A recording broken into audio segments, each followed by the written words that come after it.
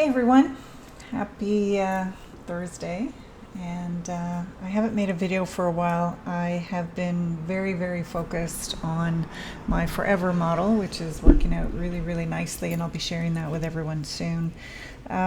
It's the day after FOMC. We did not have a rate hike yesterday or a decrease, which was anticipated, so the status quo remains. I did take a very nice trade yesterday morning in my live account, and I just want to share that with you guys today.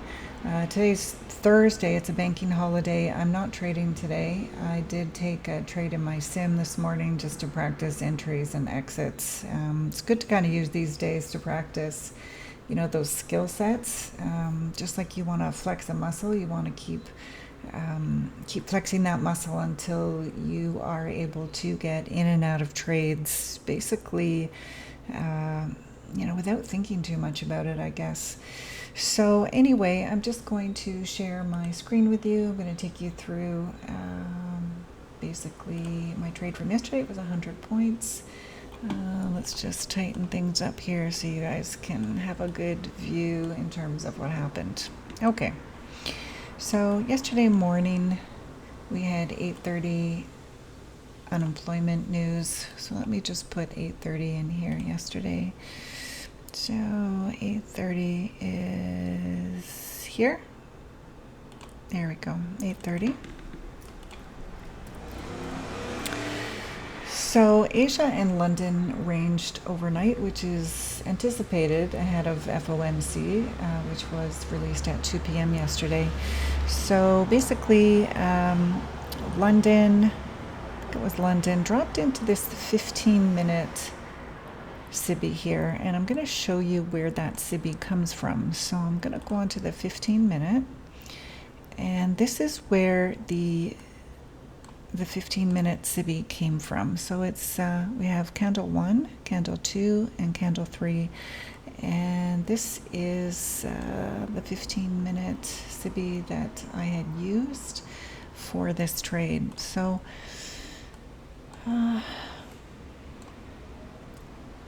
yeah, so price news opened up at 8:30, just basically watched. And then just before 9:30, price started to move lower into this SIBI. And so I was just watching that with interest. Now we're on the 5-minute chart here, and we can see that we had a very strong candle that moved down into this SIBI. So very quickly thereafter, we had a move up. So you could look at this and think of it as the venom. So price came, wicked. This is the venom whipping the sell side down here, taking liquidity, and then quickly moving up. But let's move down to the 2-minute time frame, because I believe I entered the trade on the 2-minute. So here is our 9:30 open. Here's our 8:30 news. Here's our 9:30 open. So we can see that price wicked down and then quickly started to move up. What I was looking for is a change in the state of delivery, and I like the early change in the state of delivery, meaning it's the first candle that I'm looking at. Change in the state of delivery here. Ideally, if you want to wait, you can wait for the change in the state of delivery to here. Either one will work. I like the premature entry, I guess. It's a little more risky, but I'm finding that it works very well. So here we had manipulation. You can see the M on my chart. There we go. So price comes down, wicks up very quickly. I had a change in the state of delivery here. So in other words, the green candles closed above the last down close candle. It's also, you can look at it as an order block. So I entered here. I entered in this SIBI. And so I was looking for a balanced price range. So let me just drop that in for you. So here is I'm going to make this like a yellow color. Maybe I'll make it a turquoise color. So this is a inverted fair value gap. So once price started to come out of the inverted fair value gap, I went long. I'll show you that in a second. And then I was targeting for, I think it was London High. I think it was London High that I was targeting for. So yeah, so I entered here on this fair value gap. Price came back down. Now, if you were to enter off this change in the state of delivery, this higher one up here, that's fine. You could have entered on, formed a fair value gap here, but it also had a nice fair value gap here. So this gives you, again, a balanced price range. So I'm just going to write all this down. So number one, higher time frame sweep of liquidity. This for me was on the 15-minute. 2, we had a change in the state of delivery, and we had an early entry and or safer entry, I'll call it that. 3, we had an inverted fair value gap and a normal fair value gap, which equals the balanced price range. Balanced price range. There we go. We entered long, and then we targeted the next pool of liquidity, which for me was London High. I believe it was London High. It was either that or it was another fair value gap. I can't remember which one it was. And then stop loss.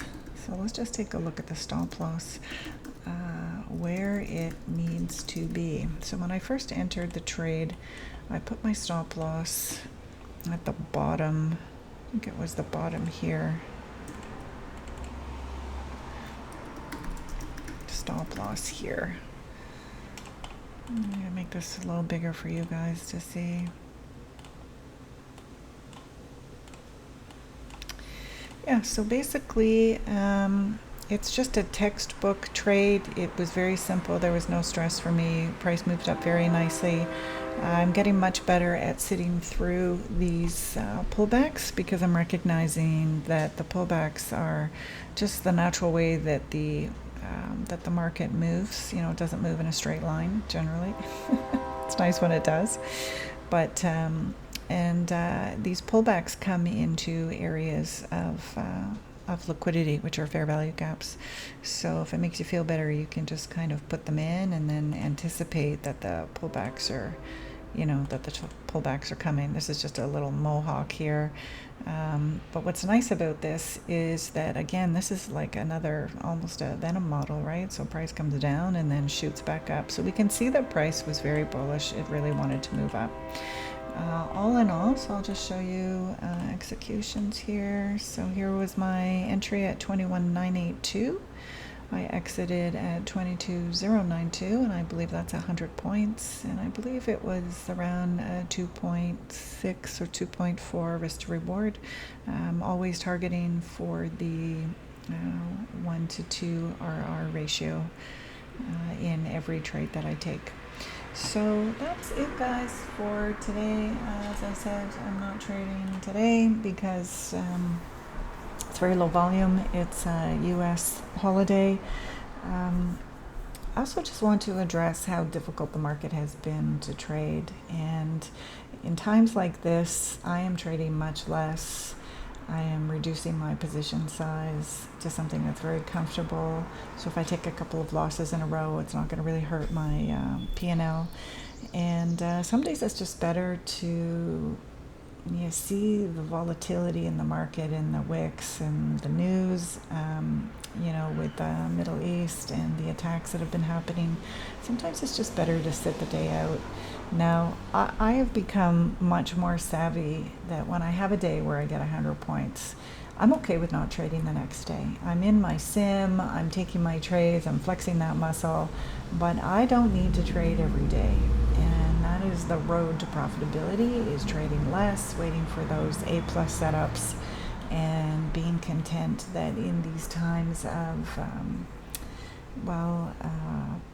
volatility, the market, the Middle Eastern news, the tariffs. I mean, there is a lot going on.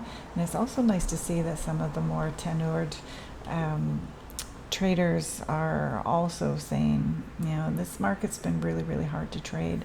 So if you're feeling a little frustrated and you feel like you're just not getting it right, well, just take a step back. You don't need to trade every day, and just reduce position size to something you're really, really comfortable with, or move to your sim until you're feeling a lot more comfortable. So anyway, just wanted to drop this video for you guys, and just know that I'm here. I'm working on this strategy, which is working out really, really well, and I'll be sharing that with all of you guys shortly. So have a wonderful day, and we'll see you guys tomorrow. Okay, bye for now.